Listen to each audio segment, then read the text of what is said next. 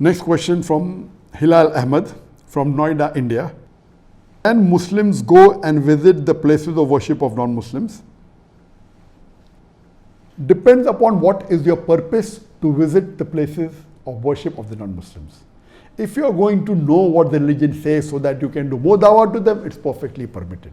I have visited various places of worship. I've gone to various temples, many. I've gone to various churches. I've had discussion with the priests, with the pandits. My main purpose was dawah.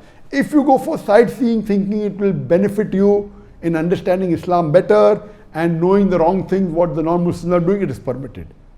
But if you go to a house of worship of a non-Muslim, like many Muslim politicians do in India and in other parts of the world, that they want to show that they believe in other religions. So if they go for the inauguration of a temple, that's totally prohibited.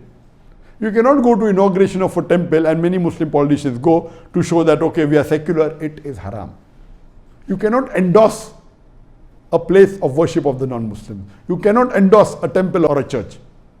So if you are going to show to the people that you believe that the other religion is also correct and you visit that place, it is forbidden. But if you are going to understand the religion better so that you can do dawah, it's perfectly all right. If you go for sightseeing, as long as that sightseeing doesn't take you away from Islam and your Islam is strong and you understand the non-Muslim religion so that you can do dawah to them, it is perfectly fine to visit the places of worship of the non-Muslims.